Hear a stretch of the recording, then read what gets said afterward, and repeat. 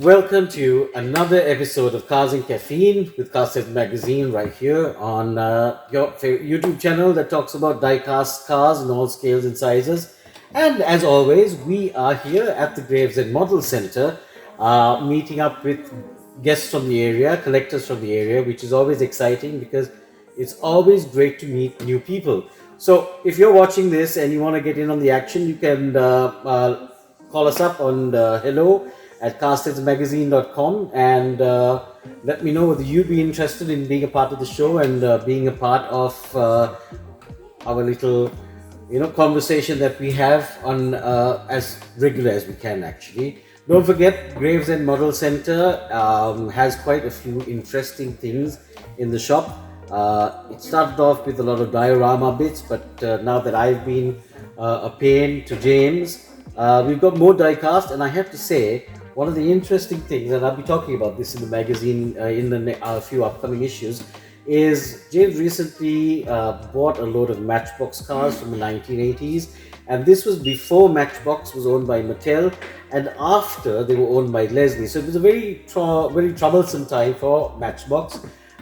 It was the time they were also made in Macau, so they were owned by a Chinese investor. Very interesting story, and some of the cars that are here in their boxes are in mint condition. So if you like to pick up some of them and you like to look at some of these cars that you had as a kid, I picked up a load of cars. It's amazing, Andrew, the sort of cars that take you back. Childhood ones for me as well. I saw this Jaguar XJ6 Matchbox, and immediately I have to have that. So that's the sort of nostalgic trip that you go on as a collector. Once you step in here, there's also multiple scales ranging from 172 all the way up to 118. So head over to the Gravesend Model Center. It is a lovely place where we like to meet people. It's a lovely place where you can find interesting stuff for your dioramas and your collections. And also, we're going to be running a small promo in the future where if you're in the area of Gravesend, you're able to make it here, we're going to be hiding a few sets of the CastHeads cars as giveaways. So keep your ears and eyes peeled for that, and more news on that. Right now, though, we're going to talk to our guest. And our guest is actually an Instagrammer who runs a profile called Full Size Avenue. What attracted me to Full Size Avenue is the fact that unlike other photographers, Andrew here, and I'm not going to call him Full Size Avenue throughout the show, that's going to not be cool. Come on, guys. Right? So Andrew, who's the man behind Full Size Avenue, has a very interesting way of displaying his craft, and that is with the art of storytelling. And that is something that we really love, because we love the stories that we read behind some of the models that we portray in the magazine. So having somebody create their own stories and their own backgrounds for photography is actually quite imaginative and quite brilliant for us. And I think it is a great way to get content across in the world of diecast. So fortunately, he lives close to Gravesend, which gave us a fantastic opportunity to invite him over. And guess what? He is a huge Tarmac Works fan and loves Tarmac Works cards. So we're going to be able to do an actual swap of Tarmac Works cards right here for you on Cars and Caffeine. But first of all, let's meet Full Size Avenue. So, Morning. Andrew, thank you so much for joining us, and lovely meeting you. Yeah, thanks for inviting me along. Your work, I have to say, and now that I told everybody about it, they're going to have to check it out. There'll be a link online as well. Super. But your work is nothing short of imaginative and creative. Yeah, thank you very much. And it really is interesting. But you didn't start in 1/64 scale when you were collecting, did you? No, I started off way back with the Matchbox cars you were chatting about. That was my childhood.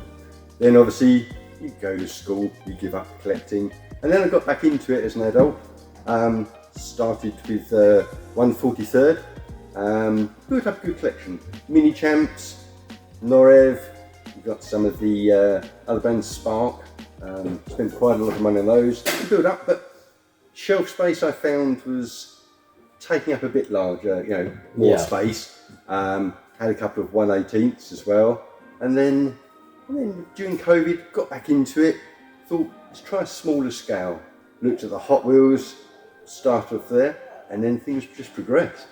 The Hot Wheels is usually, and I think 90% of the collectors around the world, especially who started collecting at a young age of like, the 70s and 80s, I think we all identify with the fact that Hot Wheels is the gateway to, brands that we now see and have led us there. But so you got into 164, you got in Hot Wheels. Then how did you progress from there into thinking, right, I want to start doing miniature photography? Was it with the Hot Wheels cars? Or started off with that. So when I was younger, Hot Wheels weren't really about. It was Matchbox. And if I went on holiday, then there was a Majorette. Picked up some of those. So when I got back into collecting, there didn't seem to be many Matchbox around in the stores, but there was plenty of Hot Wheels around. Picked up those, and then rather than just to have them sat on the shelf, I thought perhaps I looked on Instagram, inspired by a few people on there, started doing some photography of zooming in a bit. Then I thought I need a background. right. Started some basic backgrounds, and then carried on from there. So when you say you looked at people online and you got inspired, is there anybody that you can specifically remember that? I have to say, when starting, it was a bit of a blast to have going through. There was a lot on Instagram, and I was, not sure who to follow to start off with. So having a look round, there were a couple of people. There's a chap called Hot Wheels Lee who's changed his ID now, but there were people there that I thought, they were doing a few similar bits, setups, and then I discovered the American diorama figures. Nice. And they really brought some of the scenes to life. And then onto the stories, really. So how hard has it been for you to build up these sets that you build up? I mean, getting access to American diorama and bits and pieces, has it been hard? Or? Yeah, in the UK here, it is really hard, my experience in that. Pretty much everything's online. Mm-hmm. So I found some sellers over the time that I go back to and use regularly. But a lot of it, then I'll have to resort to the internet. And, I see reviews online, so I get an idea of what might be worth going for. Sometimes it's just taking a chance on trying new brands sometimes, but I know the ones I like to fall back on because I know like Tarmac works, so I'm going to get that quality to them. So your diorama building, I've started checking out and following your Instagram profile over the last 1 year. We've been following each other. So I'm fairly new in terms of what I've experienced from you. So did you start off like, building something really simple, or did you just go, right, that's it, I'm going to give it full beans? No, I eased my way into it, I suppose. Right. So started off with just a 2D printed background. I popped down here and picked up an N-gauge model railway background. Right. Works well as a force perspective. Set up that. So it's literally just a basic Hot Wheels with a background, getting a few shots, then introduce some figures into it as well, and then I thought I need a bit more. Tried making a couple of diorama kits from scratch. It was okay, but I didn't have not the finesse I used to. Right. So then, managed to find a few online, built those, and then, it's gone on. And But do you think we need finesse when you look at some of the pictures out there? I mean, I personally have this fear of, not taking pictures as good enough as other people, because there is some fantastic talent out there. There is. Hands down, some of these guys and girls are doing some fantastic dioramas. Very much so. There's this young lady in Singapore who goes by the name Camilla. I don't know if you've seen her diorama. Yeah. She is amazing. So like that, when you see people like that, do you think, I need to be as perfect as that? Or do you think that, just let it flow? No, I think let it flow, because everyone's on a different budget. Everyone has different means of doing a diorama. The person you mentioned about, nice dioramas, but obviously it takes a lot of effort to put that in, the trees, the artwork, Yeah. all the little details, that so when you're zooming in you can see it clearly. Yeah. Not everyone has the time or budget for that, so sometimes I've picked up a couple of 2D photo backgrounds recently that I've used, and you know, sometimes you can set up a diorama that looks nice to look at, but isn't right for getting the shots that you want, because things aren't in where you want. And that's why I tend to not have a permanent diorama, so I can move around and change my stories as need be.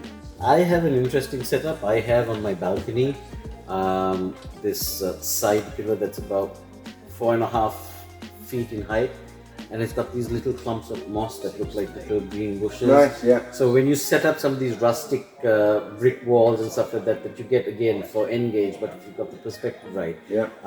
along with these clumps of moss that look quite green during autumn, you know, background of the sky, but you've just got a ready-made diorama. Natural light as well. I think natural light, to be honest, especially when you're shooting certain colors like black, red, is far better than trying to do it under the lights, because I always have a problem shooting red under the lights. Okay. You know, if you've got too much of the blue light, it looks a bit pinkish. And this is if you've got like red background, red car. Yeah. But if you do too much of the warm light, then what happens is you get too much yellow, and Yeah, it's really hard to balance.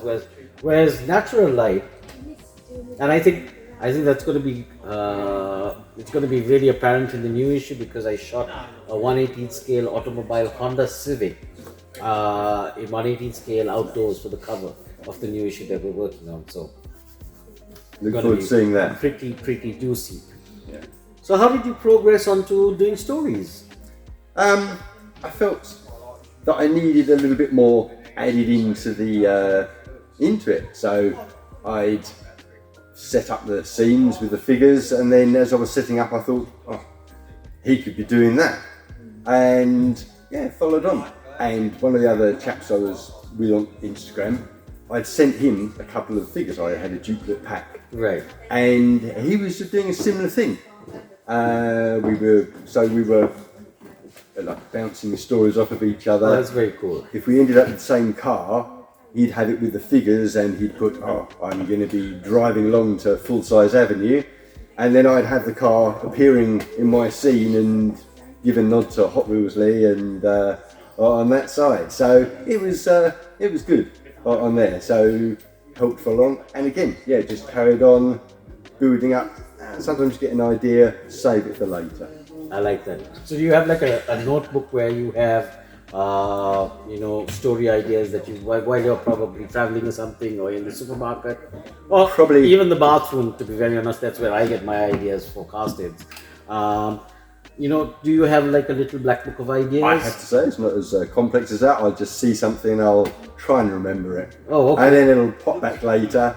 And yeah, a lot of it's on spur of the moment as well. Well, I must say I've been in advertising for such a long time, and David Ogilvy said once that if you have an idea and you go to sleep and you wake up the next day and that idea is still in your head, then that's a good idea. Yeah. So, you know, even if you don't write it down, if you still remember it in the morning, Yes. then you know it's going to work. And it does work, because we see the sort of response that you've been getting. And like I said, I personally love the fact that you've got these little stories and these little conversations going with the figures, because I then, you know, while I'm reading them, I'm giving them voices in my head, and I'm thinking, oh, this would be great with this sort of music, and oh, this would be great as a... Wait, we're not giving... Yeah, no more freebie ideas. We're going to talk about this later. But, yeah, we do. I mean, how many followers do you have right now? 9,000 and a bit at the moment. So you're building up quite a bit. I mean, Yeah. how do you feel like you're getting a lot of followers? Do you feel like a lot of people are interested in your stories? It seems to be. I can gauge, if I just do a single car, a distant shot with not much, I don't get as much feedback from it, not as many comments. So not everyone reads the stories. They Right. might look at the first picture and not flick through, but some people do, and they'll scroll through and they'll join in. Right. Do you, the fact that you use the scroll through, do you use it to your advantage when you're telling the story, like a 5-panel frame in a comic strip? Not always. Right. It depends how many shots I've taken when I've done the scene. Right. Then when I'm looking at them, I don't use Photoshop really, so I'll choose the pictures and then might build the story around that. Occasionally I'll think, I need an extra piece, so I have to nip out and take another couple of shots to fit in. Right. Try and get the continuity right. I think that's the hardest bit about getting the continuity right, I'm sure, because when you've got an idea and then you want to go back to, adding to that idea, you have to keep in mind, not just the storyline, but also the shading, the shadows, the lighting, the setup of the scene and all of that. So especially if I'm shooting outdoors and it's a sunny day, you've got to wait for another one of them to come around. Exactly. But you do realize you've stumbled on something kind of interesting, which is like a new digital way of looking at comic strips, where you've got Instagram. Now Instagram has a maximum, I think, of 10 pictures on its carousel. I believe so, yeah. So we're looking at something that could tell a story in 10 frames. Yeah. So you probably stumbled on a new way of graphic novels in terms of 164. How long does it take for you to build up a story? What's your time process like? So sometimes I'll have an idea as I'm setting up a scene and base it around that. Other times I'll think, I've just had a few new models arrive, I'm going to build a scene around there, and perhaps a story comes in. It really does depend sometimes on the model as well, which it is. If it's a themed one, then I'll try and bring in, if I've got a garage like that. I had a Moon Eyes truck recently, so I thought, let's build in with the Moon Eyes background and did that. Right. I've got a workshop for my Wagon Wednesday. Nice. So yeah, depending what it is, I'll sometimes change the scene and base around that. Other times, if I can't think of something to fit in the story, hey, it's a new delivery at the garage. Oh, that's cool. That's cool. So have you ever thought about in the future, like doing something more long-term, like building a storyline or building a character base of something like your own Fast and the Furious maybe, or it's the considering the amount of cars and the amount of stuff that we have hands into. I mean, Tarmac Works cars now have come into play as well. Could it be a storyline based on finding the ultimate? It could be. Well, keep a few bits behind, but the Tarmac cards are featured in a couple of my stories as billboards. Oh, really? So, yeah. So that's a nice idea as well. So you are able to do product placement in your pictures as well. Yeah, very much so. So that's quite a cool concept as well. Being able to use the Tarmac work cards as billboards and product placements in your images. Yeah. So that's a very interesting way of marketing your brand as well. I love that idea. Going to take a small break because this is Cars and Caffeine with CastHeads magazine.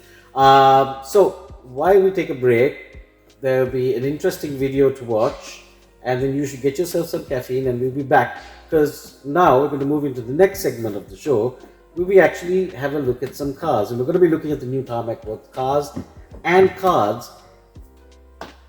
Don't go anywhere.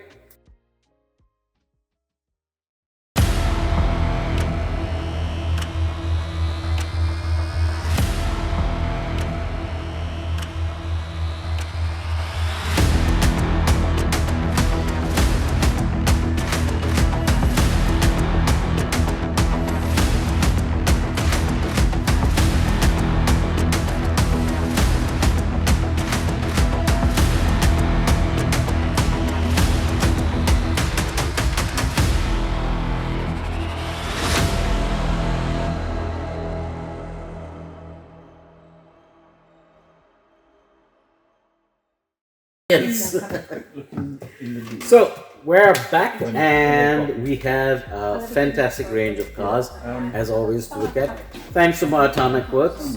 Thank you so much, guys. It is absolutely wonderful to get the stuff that you guys send us, and as collectors, like Full Size Avenue, it makes great, fantastic stories. So one of the cars that I really wanted to look at was this, because I have this in 1/18 scale, and it is by far one of my favorite cars.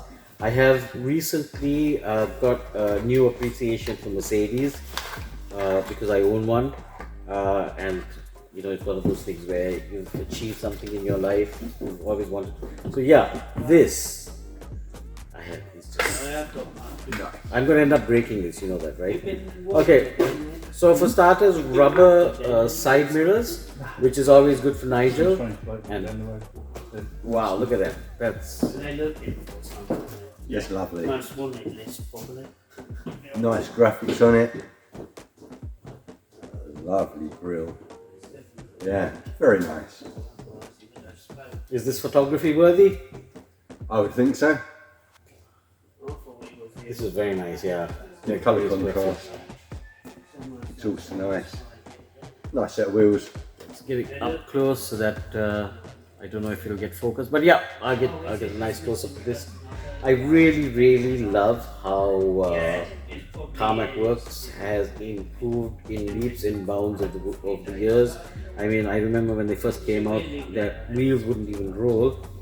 But this line of their Global 64 is just, you know, absolutely beautiful, and I love that. That is going to be a star. Yeah, should come out well as well. Nice bright colour on it. They've recently released the members only version as well, the Tarmac Works members only club, which is a dark blue. Yeah, matte blue, I believe. Yeah. I'll let you know when mine arrives. Yes, definitely love to get some pictures of that. So yeah, guys, Mercedes, ladies and gentlemen, the Black Series. I have been collecting the Tarmac Works Black Series for a while now. This is going to look absolutely perfect in my collection of Tarmac Works cars. I'm going to let Andrew do the honors. This is the Jesco, Koenigsegg Jesco. I had the pleasure of shooting this for the magazine. So the new issue is currently being put together. What have you done to your box here? What have you done to your box? Yeah. This is. Go on. Yeah. I use a little tool to flick my box. I told the last bit that's done. This is why they have to send us samples and not, you know, ask for these back, because they're not going to get it back in one piece. At least it's not a blister pack.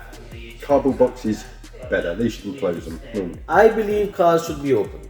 Very much so. And boxes are left only if you're going to move house. Unfortunately, I am going to move house at some point, but that is lovely. Look at that rear spoiler. Rubber mirrors as well. So I have a box with nothing but side mirrors in it. It's all the side mirrors that I've broken off cars from scales 112 to 164. But this is just, that rear is so well defined. Look at that. That's amazing. And again, lovely paint job. Metallic blue with flakes in it. Catches nice lightly. Just get some shots of that. So this is going to be featured in the new issue. So we've got a full range of lovely pictures coming up. This one, and then we have the Koenigsegg CC850. I'm gonna get you a little tool, a little spatula. What's funny is we're in a shop surrounded with tools that I can. I know. Anyways, ironic. But I really like this because this opened this up for viewing and shooting, and what I really like about it is how simple it is. It's a lovely design of the car. And Tarmac Works has done an incredible job of recreating that design in 164. All the curves, all the lines, I mean the aerodynamic hood is just stunning. It is, it really is. I like the lights, the way they've done the back, they've captured them well.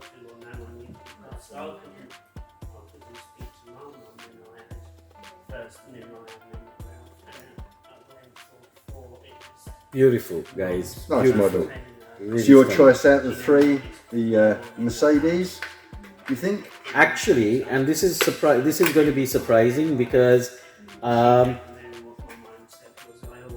from an aesthetic point of view, it's very difficult with Koenigsegg. They have some really nice ones and they have some really strange ones. I love the Gamera, and I don't know, did Timex do the Gamera? With the gear at the start with, didn't they? Yeah, they did. They haven't done the Gamera. So that is a beautiful car. I have that 118 and it is gorgeous. I'd love to see the 164. I have to say I like the Jesco. It's nice. The paint job on the Jesco is just stunning. It looks good in all angles, and that spoiler, The mad rear the definition, spoiler. Yeah. that is pretty nice. Saving the best for last though. That's nice. I'm gonna rip this one off. Oh yeah. No, you have to have those. You see, that packaging is good. The debate is, I suppose, what do you keep cellophane on? No. In fact, I don't. The sleeve also goes into. Well, I don't throw the sleeve away, but it gets flattened and it gets stored under other boxes. Of course, I have questioned myself as to why, because again, but yeah. I don't understand though. I haven't been getting cards. Did you get a card with this? Not with this one. It's not a numbered one. Yeah, I do like the numbered cards. Might have to put them back in the right packaging. Yes. Right. Yeah, it's nice when you open it to have the card. But Yeah, I have quite a collection of those cards. But yeah, guys, look at that. The base as well. yeah. So I was discussing this earlier as well when we first got this, and I said looking at it from outside the packaging, I just really love. Let me get both hands onto this. Okay, thank God it's rubber. But look at that. The wood finish, the choice of color, the choice of grain. Yeah, it is on plastic, but it would cost more to ship and to produce if it was actual wood. But the whole thought of putting this on a wood base, and understanding that this is a Pagani, it's not just a sports car, but a piece of art. There's some thought put into it, not just a plain black Exactly. base to it. And what I do like about the modern carbon fiber weave is that it's pretty perfect now. It's amazing. I remember when they used to do carbon fiber on cars in 2017, 2016. You could see the checker. Yeah, it was just terrible. But now, immaculate. That's the only word I can think of when I see Just flows over like the real car. Talking about the real car, so the wheels. Oh, good spot. Yeah, there's been some bits online. I've seen people chatting about this. Not everyone's happy about different wheels, but I know why that was. Tell us. Because when the original car was launched, it was shown with two sets of alloys. The most popular tend to be the ones with the rim, Yeah. as opposed to the main spokes. But that's why the model's been recreated, so you've got a choice of both sets. Wow, I like it like this. That is such a cool bit of information. Thank you so much for sharing that with us. Didn't know that, didn't notice it either. And I'm a wheels fan, so that is pretty slick. I'm gonna take a better look at this. Put this on the turntable so we can have a look at the wheels. But that is a great piece of info. Thank you so much, Andrew. No worries. Brilliant. I have one of those already. If you decide you prefer one set of wheels to the other, we could do a half swap.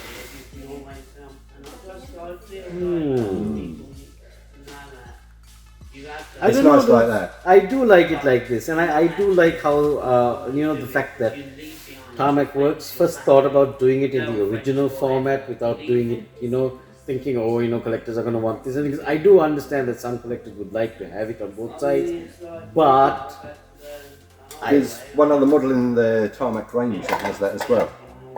The student driver, RWB Porsche, right, has different sided wheels. didn't know that.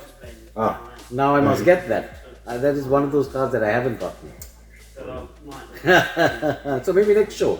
Yeah. Next show we can I messaged the guys to ask them why that one had different rules. They came back to me, so we can chat about that then. Brilliant. I love, that's another thing I like about diecast. When you got stories like this and you call up the car manufacturers and you ask them, bits of information, they love to give that information to you. Like a few weeks ago, Mini GT. I had this problem that some car manufacturers or some 164 brand manufacturers would do different colored variations of one car just because they have the car model and they have that casting and they want to maximize the amount of stuff that they get out of that. But it's not necessarily that the car has ever seen those color variations. However, with someone like Mini GT who produced the 911 901S and they did it in all the colors, in various colors, I called Porsche to find out, what are the colors they originally came in, and all the colors that Mini GT has done them in were the original colors that Porsche did them, right down to the sort of the color code that, and that's what I really like about Mini GT and Tarmac Works. They do put a lot of effort into making sure they produce cars that are in the real world, as opposed to trying to mint money doing variations of the same car over and over again, even if that car doesn't exist. Yeah. So it's nice having a realistic paint job. Exactly. So, out of all the 164 brands that you've come into contact with over the last few years, what has been your top brand?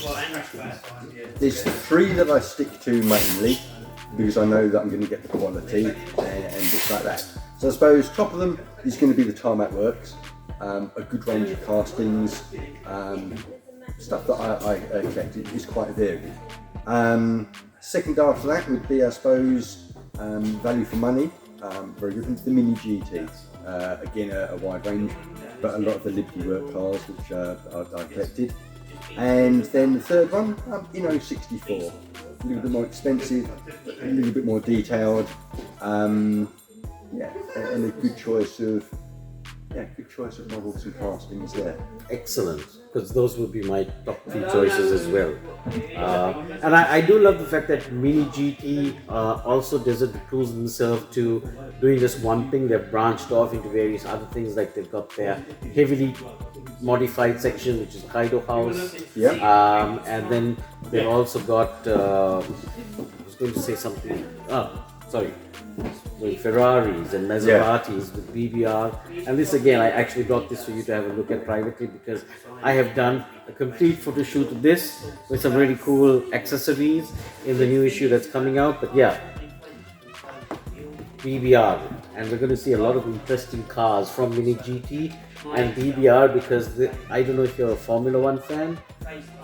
More of a Team Top fan. Fair enough. I am a Formula One fan, and having BBR coming out with Formula One cars in 164 scale, dream come true. Because I've already now got, we've got Mercedes, we've got McLaren, we've got all these brands doing 164. So to see Ferrari coming out with that sort of quality is absolutely fantastic. Now, the next thing that I wanted to talk about, and this is what's really interesting, because I see that the fan base for this is growing, and that is Tarmac Works card. And it's lovely to meet a fellow Tarmac Works card collector. I'm still confused. Go on, man. About the cards. Okay. So, could you take us through your cards, and we have my cards as well, and give us an idea about, viewers who haven't been able to compute what this is all about. Now, when I say trading cards, think about the trading cards that we used to have as kids with superheroes, X-Men. In America, they have the sportsman trading cards as well. So trading cards has been a huge... Guys, come on, Pokemon. We all know the Pokemon trading cards. But this is more for car collectors. And here we have a few sets. I got my set here, which is going to find a new home soon. And we got Andrew's set there. And Andrew, we're going to use our cards to kind of hopefully explain to you what the different cards are. It's always good to hear it from somebody else. I mean, you can read about it in the magazines as well. Also, if there are any extras that I'm glad to share with Andrew over here. I've got my own one already. You never know. I mean, we're talking about a trade. I mean, you did give me the first card that I've gotten, other than of course yeah, but you've got that. You see, that's like a bit of a grail piece. The case. Yes. Oh yeah, sorry. I do love the case. But when the cards in, you've got the concept pack. That's yeah. Hey, look over there. So right, okay. So the packs it's sold out quite a few places now, haven't they? Yeah. It's not many came into the UK, I don't think. Not many came into the UK, and they've put the critics to rest, because when Tarmac Works first launched the cards, of course you get the haters, and immediately the haters go, "Oh, this is just another money grab by..." Guys, business is business. If you are a brand that is looking to grow, you have to keep changing up. You have to keep doing things. You can't expect brands to keep doing the same old thing and expect to get new business and new customers. And there is, quite a few people out there like us and collectors who like this sort of thing. So check yourself. It works two ways. We like the cars. We've got the cars. Exactly. There'll be card collectors out there that go, "Hey, these models are good. There's one card there with actual models on it." Yeah, exactly. So look, standard ones, all very nice. They're all the same thickness. They're not numbered. The standard ones, you've got a couple there. yeah, That's the basic card. right. Then, the one that you've got there is I believe they're called a silver parallel. Right. So, nice and shiny. Needs to catch the light right. But they've got and then a silver bit there. Again, they're not numbered. And they do one of those that's a carbon one. I've got one of those. Yeah. So you've got one that's got like a carbon fibre effect. I like those. Yeah. I think I've got one as well. I think as you flick through, there's one there. So they're the two of the main ones. Yeah, there you go. 05 to Ferrari. Yeah, that's it. Awesome. Nice. Just check the back. No, not numbered. No. But the reason I say check the back, sometimes the light catches them and you're not sure. So the special ones have got numbers on the back. There's some autographed ones. I haven't seen one of them. Yeah, the autographed ones are the hardest ones to find. But I also like the fact that it's not just about the cars as well. Like, for example, this is the Liberty Walk Tokyo shop. It's got the info on the back. Yeah. Love it. It's great. Yeah, Yeah. brilliant. So it's giving you a good snapshot of the cars. So then, other than those, you see, I've got my same one as yours there. Yep. There's then a few others I managed to get, and there's some that are numbered out of 99. Right. So that's the same card that you've got, but this is a slightly different version. Right, okay. And I believe that's the showing the catalogue is an LB parallel, so Liberty parallel. Right. And it's numbered. Ah, there So we the only go. reason I knew that is because it's out of 99, and the box handily tells us on the side the ones that are out of 99, LB Pride. Okay. So that'll be one of those. And number 41. Wow. That is very, very cool. So that's what a numbered one looks like, people. So a little imprint on the back there. It's slightly embossed, I felt it, slightly embossed on that side as well. That is so cool. And is there any have they reached any sort of financial worth, or are they still slowly building up to it? I do know that there is one card where you have a buyback, which is $1,000. Yeah, that's the main one. I think that's an autograph, the one-of-one card that they do. Right. So there's a few of those about, and yeah, Tarmac cards say they'll let you buy those back. They seem to be fetching a value if you look on some of the online sites, but I've you're then a person I've communicated with. Also a chap in Germany. Right. He's wanted to do a trade for, one of these ones. So other than the ones that are out there, you then get, so that's the other one. Right.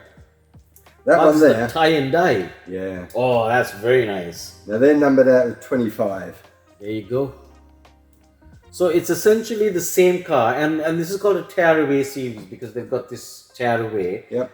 But within the tearaways, you will see that there are different types of textures. So what we've looked at is the carbon fiber texture, which I have.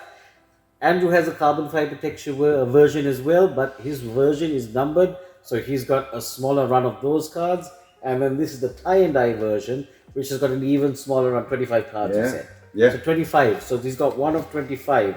This is nice. It is nice. I like the tie and die. It reminds me of my youth.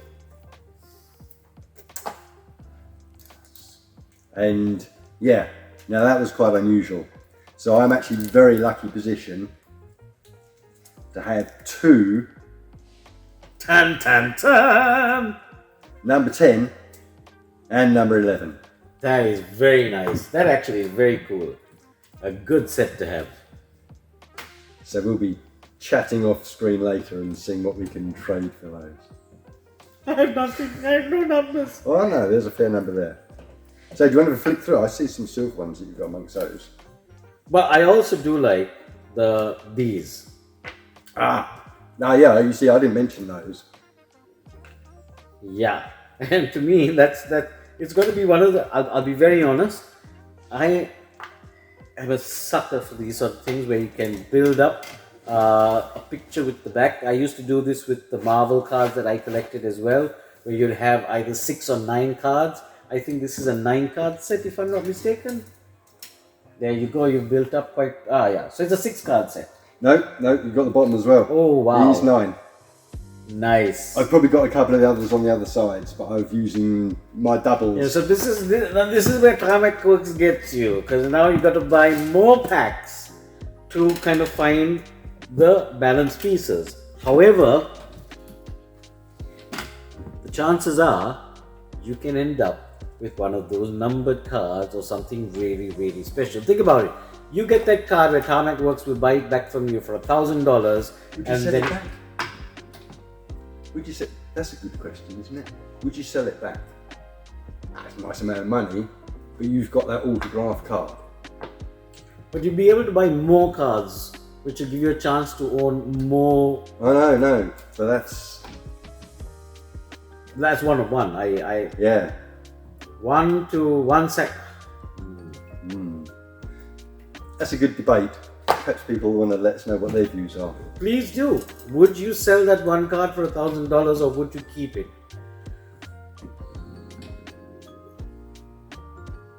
There's someone at home sitting now thinking, what? I don't know. I wonder if it's, I would say because of the number of cards out there in the world, the ratio and the chances of getting that $1,000 card is much more realistic than the lottery. So this is volume 1 pack. So from what I understand, there were 3,333 released boxes, I believe. Right. 6 parallels on average per box, but they show the ratio there. So a 1 in 6,672 chance. That's better than the lottery. That's way better than the lottery. Before we go, I'll give you a chance to have a look at these as well, which is the Evo ones. Did you get a chance to see the Evo cards? No, not really. That's a pack there. Haven't seen this pack anywhere.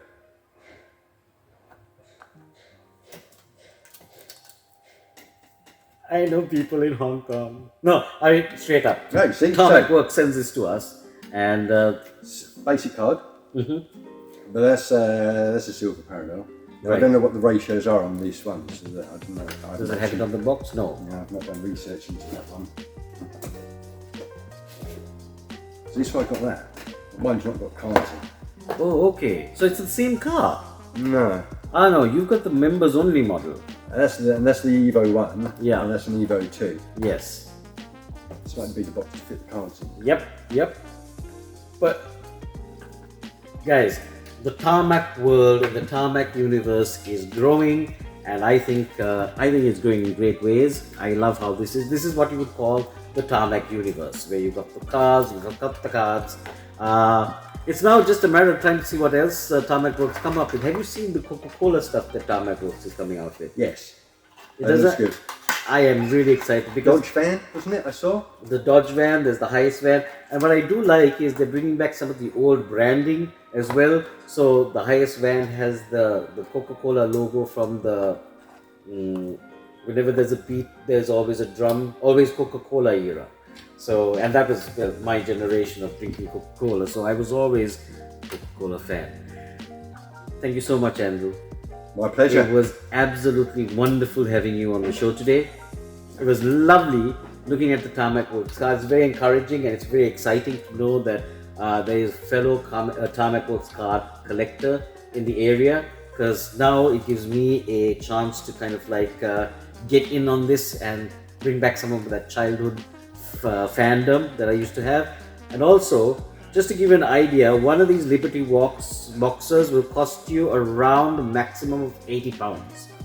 Don't expect to pay anything more than that, because that is probably, I think at Modelmatic they're selling it for around 70 something. He's just sold out.